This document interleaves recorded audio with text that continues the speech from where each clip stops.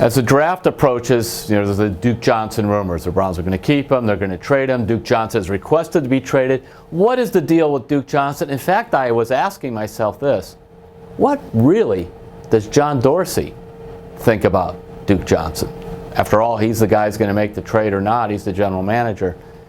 Let's go back a little bit of a history lesson. First of all, Duke Johnson, taken by Ray Farmer, third-round pick, had a couple pretty good years early on when the Browns were terrible. He was a guy who was considered a pretty good running back, but a better pass catcher out of the backfield. That was Duke's strength. John Dorsey comes in, takes over in 2017 in December. One of the first things he does when free agency comes in March is he signs Carlos Hyde, the former Ohio State running back. So you got Carlos Hyde comes in. Then the draft comes around after that.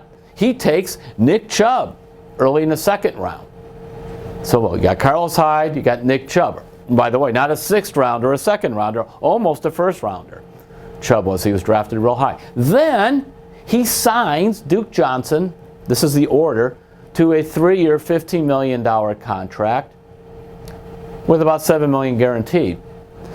So I'm thinking, well, this is pretty good. They've got a lot of depth at running back, but it just seemed a little odd if you're signing Carlos Hyde and you're drafting Chubb. Why are you extending Duke Johnson? You must really like Duke or something. As that season went on, 2018, if you remember, around midseason, the Browns traded Carlos Hyde to Jacksonville because Nick Chubb was not playing enough.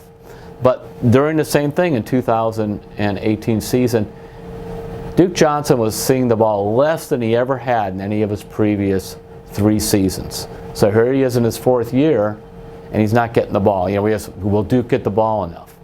Then here comes Kareem Hunt, signed by John Dorsey.